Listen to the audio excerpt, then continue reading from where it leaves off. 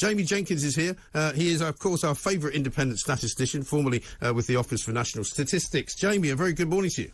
Good morning, Mike. You said Truss was out running this morning, preparing for Prime Minister's questions. Was she going to be running off halfway through it? She went black. Well, I mean, it did occur to me when I was told this news that maybe she was just running and she wasn't actually jogging anywhere. She was just running away because it might not be the job that she really thought it was. And I must admit, I mean, I know that we've got some figures on the most unpopular people in prime ministerial history, but let's have a look at this graph and see where she is. I mean, Liz Truss is sort of off the scale, is she not? All the way down to the bottom of the page. Even more unpopular than Boris Johnson was, than Theresa May was, than David Cameron, than Gordon Brown, Tony Blair. At their lowest ebbs, she beats all of them. She does, Mike, and for those listening on the radio, what approval ratings are, because the graphic up on the screen is, you ask people if you kind of approve of the Prime Minister or you kind of disapprove of the Prime Minister, and then you take the kind of the difference between them. So Liz Truss coming in now with a big negative at the moment, and you're right, she's one of the worst approval ratings, if not the worst approval rating since the kind of YouGov have been doing their polling. And I think putting it into kind of context as well, Mike, is she's much lower now. She wasn't, when she came in, she were much better than what Boris Johnson was at his lowest ebb, basically. So they kind of got rid of Boris, all that kind of bum fighting to get him out. She's coming in, and it's not like you had this renaissance of new person coming in, loads of approval, very kind of poor ratings when she came in, and then obviously the mini budget kicked in, and the DATs of the last week, she's kind of tanked. So basically, Mike, she's a sitting duck there, isn't she? You think if you're a chairman of a football club, you're looking at relegation, and you're just basically waiting, do I sack the manager now, or do we just hang on a few more weeks? Yes. The manager's going to have to be sacked, basically, Mike. She's finished as far as the Tory party is concerned. And then YouGov have gone out and done some polling with the Tory party members that they've got in their kind of panel as well. And who's top of the list to replace her? Boris Johnson. I know. That's the extraordinary sort of statistic of the week, really, isn't it? Well, yeah, and if you think, Mike, you know, in terms of the Tory party and its big mandate that they've got to govern at the moment, Boris Johnson is the guy who got that for him. So stranger things have happened, Mike. Maybe the comeback of when he said "Hasta la vista, baby," maybe he is going to be coming back. Well, I must say, Mike? I think I said at the time when he walked away from Downing Street that day after he made his little speech and all the staff were out front of the House, he didn't look like an unhappy man. He didn't look like a bloke who thought his career was over. He didn't look like he was finished at all. I mean, I favour the model which says that they hand over to Labour, have a general election, Labour get in for a couple of years, make a complete dog's breakfast of it all, because they'd be even worse, and then the Tories come in a sort of emergency comeback election with Boris at the helm.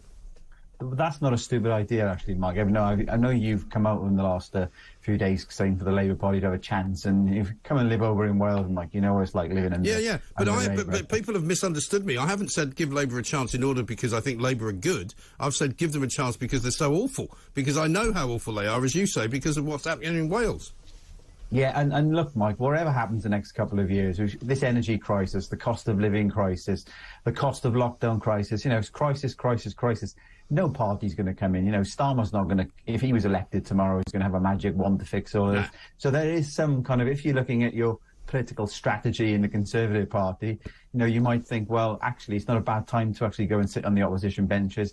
Doesn't look good for you overall, but the next 2 years isn't going to be good. So maybe you get the Labour Party and see if they can do a different job. You know, let's not say they can't. Let's put them in power. Maybe they could do that. But the Tory party aren't going to be doing a lot in the next couple of years because the books just aren't going to give them the cash to do that, Mike. Well, the problem with the Tory party right now is I don't think they know what they stand for. They don't know which particular version of Toryism they want to have, and they're all over the place trying to stab each other in the back so much that they've forgotten about the job that they're supposed to do, which is to serve the people of this country who elected them to do, a low public spending, low taxing government, neither of which things they're now doing. Because let's look at the inflation figures that came out this morning, up to 10.1%. You'll be able to tell us what's driving it, you'll be able to tell us where it's going, but more important than that is people who say to me, oh, why don't you leave Liz Truss alone, why don't you let her get on with the job? Well, because the creation of this inflationary spiral that she has done as a result of all of the things that have happened in the past sort of month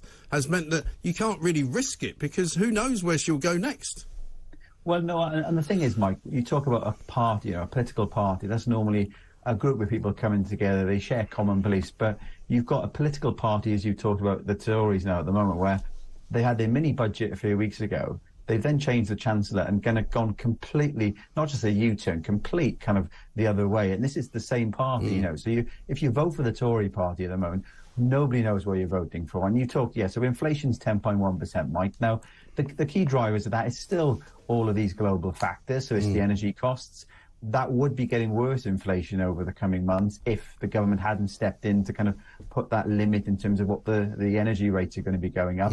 But obviously, we've got food going up, transport going up. Anything that is made with energy is affected, which is most of the things in the economy, Mike. And what's adding that additional woe now? So the IMF come out, and they were very critical of the mini budget that Kwasi Kwarteng came up with.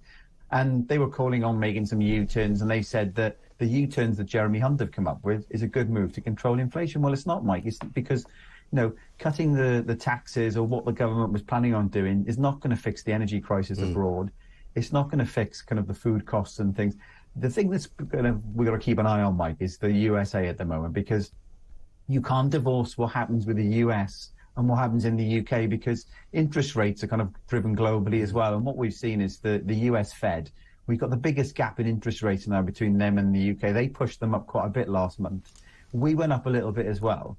And what happens is, Mike, if you don't put the UK interest rates up in line with where they are going in the US, then what happens is more and more people are buying the dollar, which makes the dollar stronger. So all the energy and the oil that we import becomes more expensive. So I think you've been talking about petrol prices are starting to go back up now. So if the US push interest rates up further, we are going to have to follow. I don't think this is the right approach, Mike, to tackle this global inflation, but this is where we are. And so it's being led. So we're being led around by the nose in a way by the US Federal Reserve, aren't we? Indeed, and so they'll put interest rates up again, Mike. We will have to think. The Bank of England governor was saying that interest rates will have to go up again. They will have to go up because we've got this biggest gap we've seen for a while now between us and the US. The US go up again.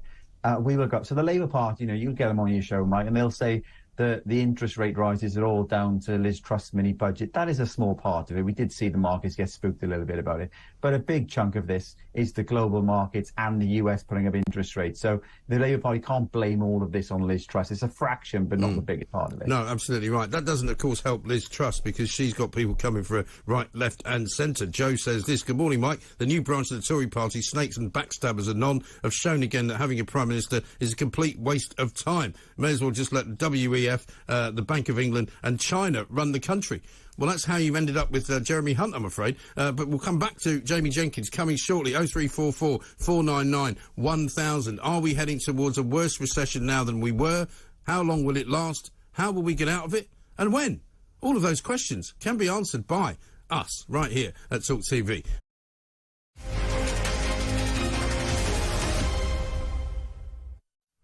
Welcome back to the Independent Republican Mike Graham right here on Talk TV. We have, of course, got for you today Prime Minister's questions, which Liz Truss will take alongside Sir Keir Starmer. It should be quite a show. We'll be bringing it live to you from midday with Peter Cardwell in attendance as well, of course. We're looking out at what looks like a pretty murky and grey environment outside. It's still rather unseasonably warm, however. This is from Alan, who says, I'm sick of this government now abolishing the triple lock.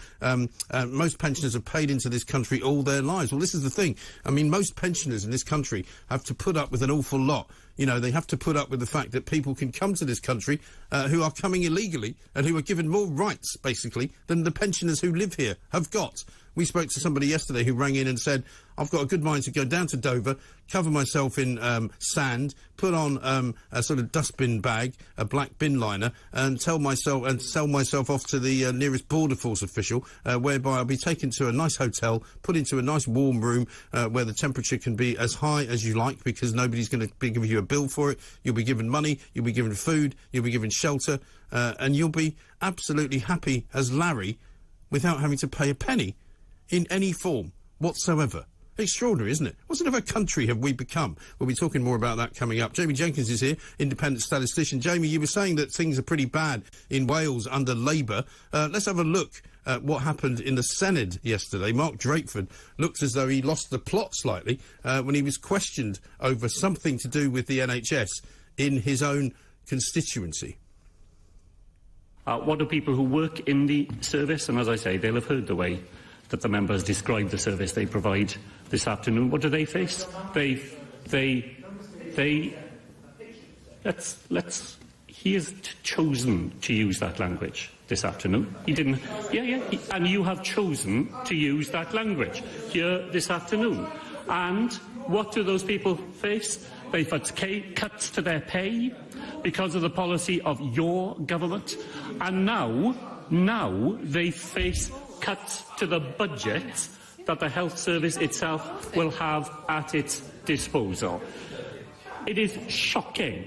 It is absolutely shocking to me that you think that you can turn up here this afternoon with a mess that your party has made to the budget of this country, to the reputation of this country around the world, that you promise those people that there will be more to come, and you think you turn up here this afternoon and claim some sort of moral high ground? What sort of world do you belong in? Poor old Drakeford seems to be losing the plot rapido, doesn't he? What's going on, Jamie? Yeah, well, I think losing the plot, you have to have one to start with, Mike, because you can't lose it otherwise. But yeah, the question was from Andrew R.T. Davies, the Tory leader in the Senate of the Welsh Parliament, and he was just asking around. So what we've seen over the weekend, Mike, I think you've got some stories about kind of the NHS, but there was a guy in Merthyr Tydfil. He had to wait over 15 hours for an ambulance. I noticed on the weekend that a footballer kind of got hurt in a game, more of a local game, not a big game, but they were waiting like 5 hours for an ambulance. He's just asking questions, what are you going to do to fix the ambulance service in Wales? And that was the response, basically. Yeah. So no scrutiny there. And he came back, obviously, with his quite an angry argument. If he sounded like he was about to burst into tears.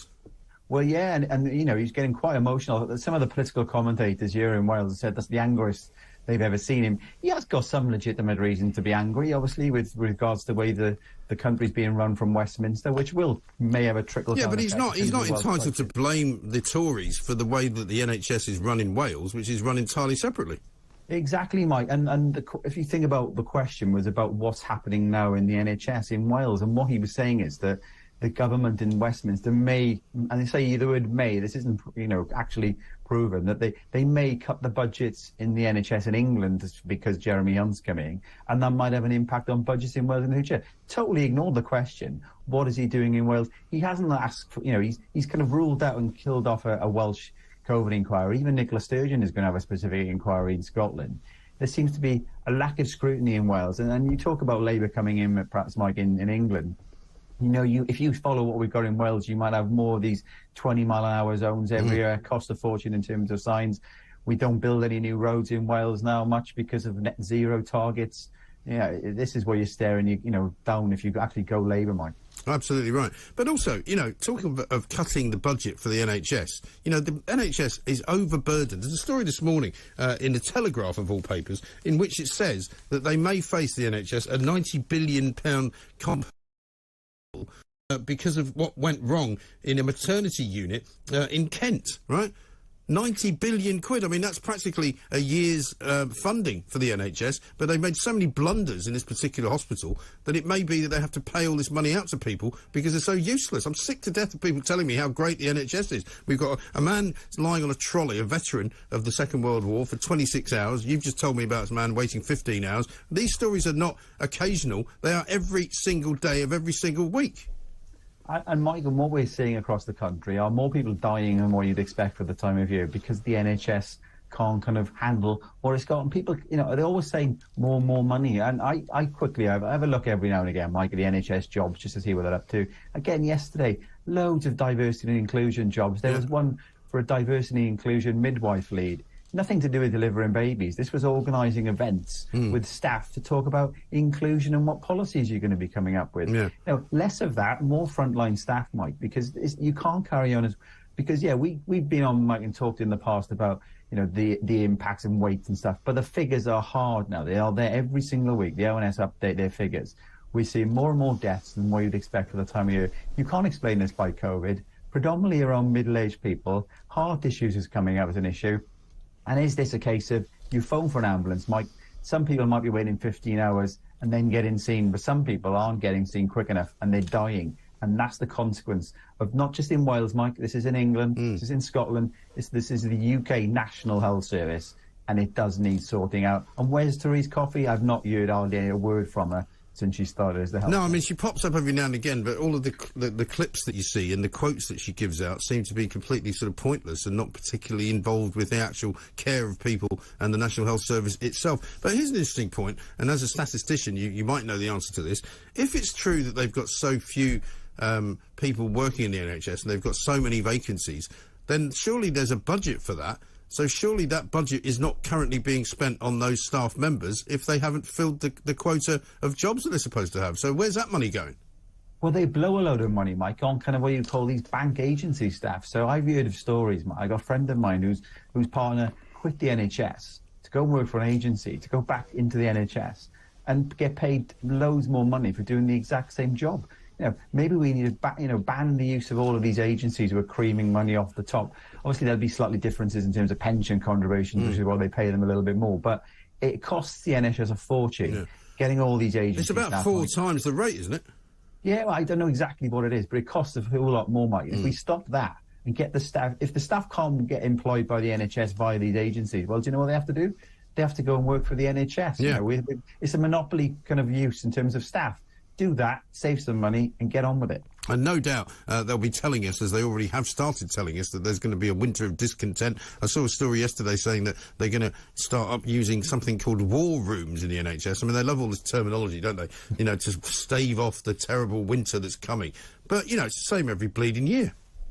It is the same every year, Mike. And it's going to be more or less the same. 2 weeks ago, Mike, we were told we were going to have this massive COVID wave. It's going to overrun the NHS. COVID in a kind of admissions loss was actually peaked at the moment, Mike. Hopefully that'll be the way forward. It's going to happen during the winter where more and more people mix. But anybody on your show, Mike, go on, Google it. You'll find loads of articles, 2019, 18, 17, 16, NHS in winter crisis. What has any party done in Wales, Scotland and England to fix it? Nothing. Nothing at all. Jamie, good to talk to you. Thanks very much indeed.